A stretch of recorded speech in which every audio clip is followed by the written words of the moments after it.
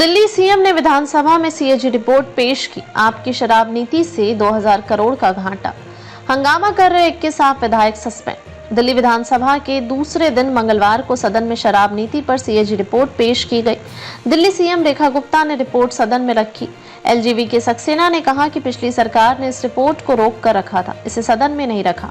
उन्होंने संविधान का खुलेआम उल्लंघन किया। इस रिपोर्ट में कहा गया है कि नई शराब नीति से दिल्ली सरकार को 2002 करोड़ रुपए का घाटा हुआ। पॉलिसी कमजोर थी और लाइसेंस प्रक्रिया में गड़बड़ी हुई। एक्सपर्ट पैनल ने पॉलिसी में कुछ बदलाव के सुझाव दिए थे, जिन्हें तत्कालीन डिप्टी सीएम मनीष सिसोदिया ने नजरअंदाज कर दिया। इससे पहले सदन में विपक्षी पार्टी आप ने सीएम हाउस में भगत सिंह और अंबेडकर की तस्वीरों के मुद्दे पर हंगामा किया। एलजीवी के सक्सेना जब भाषण दे रहे थे, तब आप विधायकों ने मोदी मोदी की नारेबाजी की। इसके बाद नेता प्रतिपक्ष आतिशी समेत 21 आप विधायकों को 3 मार्च तक के लिए सस्पेंड कर दिया गया। सदन से बाहर आने के बाद आतिशी ने कहा कि सीएम हाउस से भगत सिंह और अंबेडकर की तस्वीरें क्यों हटाई गई? क्या पीएम मोदी बाबा साहब अंबेडकर से भी बड़े हैं?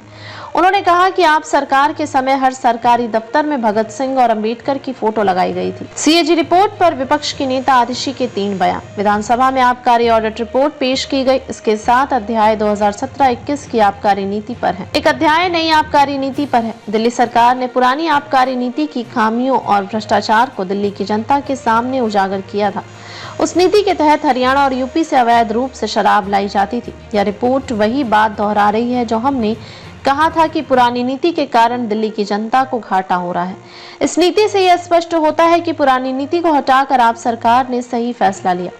इस रिपोर्ट के 8वें अध्याय में कहा गया है कि नई नीति पारदर्शी थी, इसमें कालाबाजारी रोकने के उपाय थे और इसके जरिए राजस्व में वृद्धि होनी चाहिए थी। जब यह नीति पंजाब में लागू की गई तो वहां आबकारी राजस्व में वृद्धि हुई।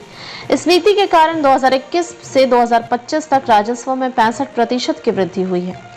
रिपोर्ट कहती है कि अगर नई नीति सही तरीके से लागू होती तो राजस्व एक साल में ही 4108 करोड़ से बढ़कर 8911 करोड़ हो जाता।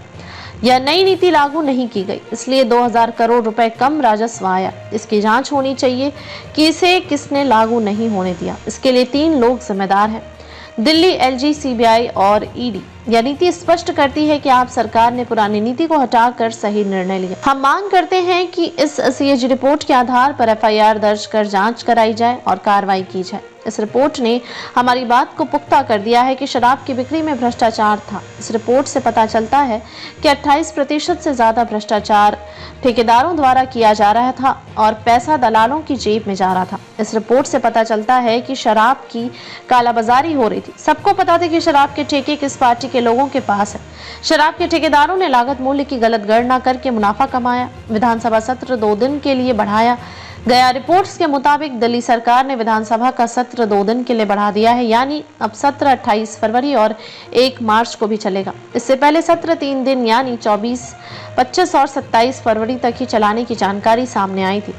26 फरवरी को शिवरात्रि की वजह से छुट्टी है।